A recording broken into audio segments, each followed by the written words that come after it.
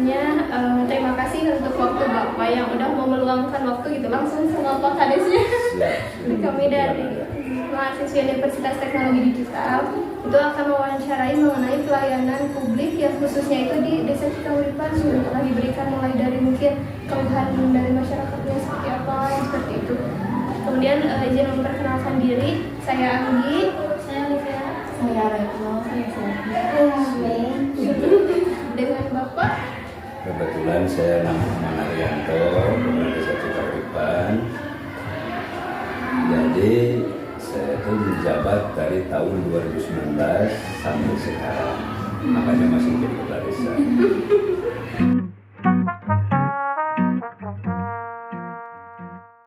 Ini yang pertamanya ini Pak tentang pelayanan apa gitu yang diberikan dari Desa Cikauripan kepada masyarakatnya. Untuk pelayanan seperti ini, semua pelayanan itu pasti ada di Desa Cikauripan.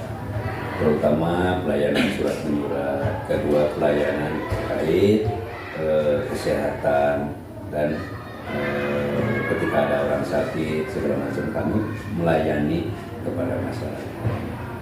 Paling utama surat menyurat. Jadi surat menyurat ini karena apalagi sekarang ya zamannya sudah zaman canggih, jangan sampai surat menyurat itu yang sifatnya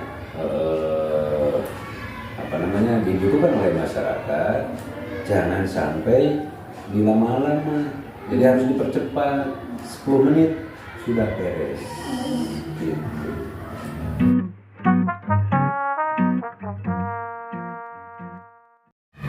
Lalu bagaimana sih cara pegawai desa menanggapi keluhan bila ada keluhan dari masyarakatnya? Menanggapinya bagaimana Pak? Itu sebenarnya tidak terlepas daripada bimbingan kepala desa ya. Ya. Kalau kepala desanya mengerahkan terhadap perangkat desanya, otomatis mereka ini sikap. Jadi tergantung arahan daripada kepala desa. Kepala desa mengarahkan dari awal. Nah, terkait pelayanan khusus di Desa Cikauripan, jangan sampai ada jeda waktu, jangan sampai di besok lusakan, tetap harus dilayani dengan baik. Siapapun itu orangnya. Itu tergantung arahan. Alhamdulillah di Cikauripan untuk selama ini untuk menangani keluhan daripada masyarakat, alhamdulillah sudah bisa terlayani. Yang dulunya sampai menunggu setengah jam, sekarang 5 menit sampai 10 menit sudah beres.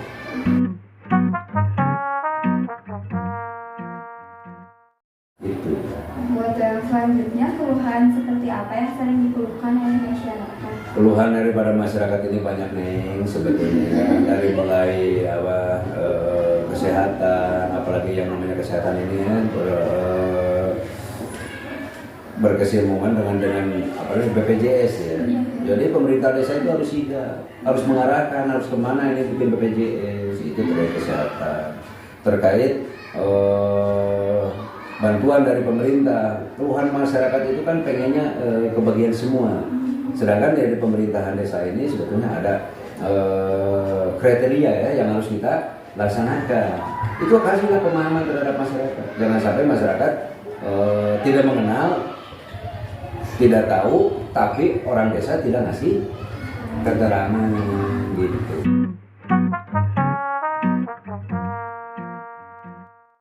Selanjutnya Pak, bagaimana sih cara membangun kepercayaan masyarakat kepada desa Cikauripan ini Pak? Salah satunya membangun kepercayaan masyarakat terhadap orang desa, yaitu tadi dari segi bentuk pelayanan paling utama.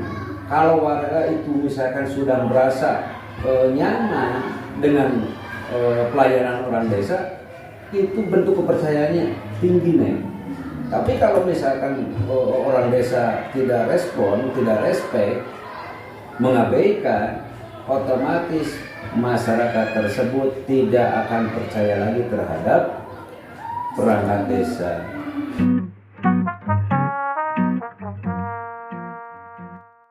Biasanya solusi apa sih yang dilakuin buat masyarakat, buat nanggepin keluhan masyarakat?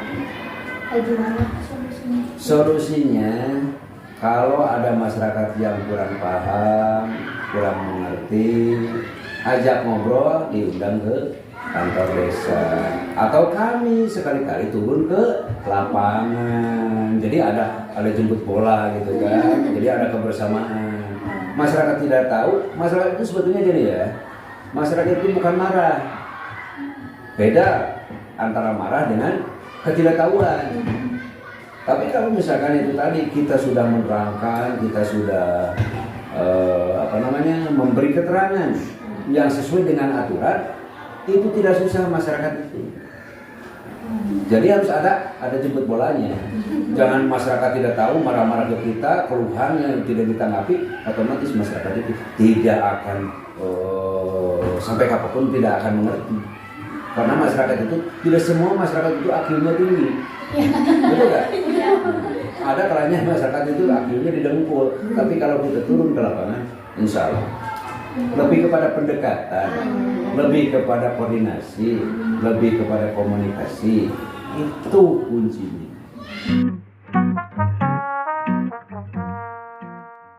Ini Pak, biasanya gitu masyarakat itu mengeluarkan keluhannya gitu Pak, langsung ke sini atau gimana sistemnya, atau ditampung melalui apa gitu? Sebenarnya gini nih, kalau masyarakat punya keluhan, kalau mengerti masyarakatnya, di situ kan ada BPD. BPD itu adalah penampung aspirasi daripada masyarakat. Itu seharusnya. Tapi karena itu tadi kita kembalikan kepada IQ kita, IQ masyarakat. IQ masyarakat itu tidak semua tahu ya harus mengadu kemana. Yang pasti masyarakat itu ngadunya ke kantor desa. Itu kita harus paham. Bukan kita harus marah kepada masyarakat tersebut. Harus betul-betul kita itu bisa memilah-memilih. Karena ini IQ-nya seperti ini, wajib dan wajar tetap kita layani.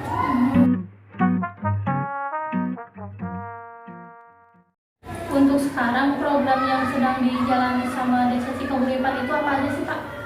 Program yang dijalankan di Desa Cikauripan ya sekarang lebih kepada penanganan kesehatan, yaitu bagaimana caranya supaya di warga Desa Cikauripan ini lepas daripada stunting.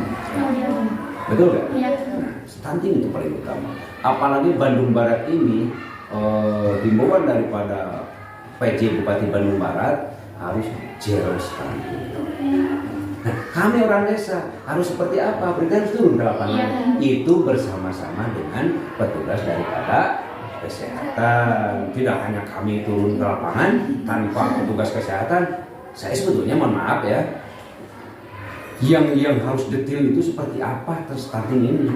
Yang tahu saya dulu sebelum Bapak jadi kepala desa, stunting itu yang tumbuh kerdil, yang kurus.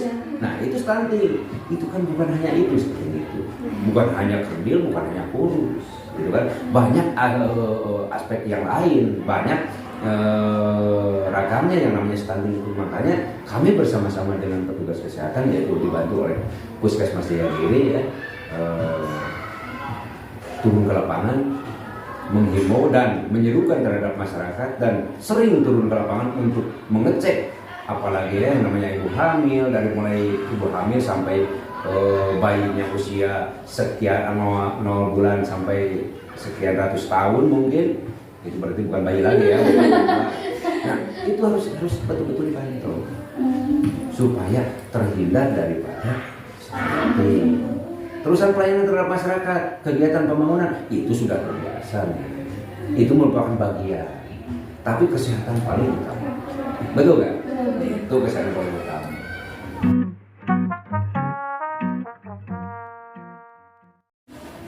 Kalau mengenai ini Pak, kan banyaknya yang tadi tentang Bapak BPJS gitu.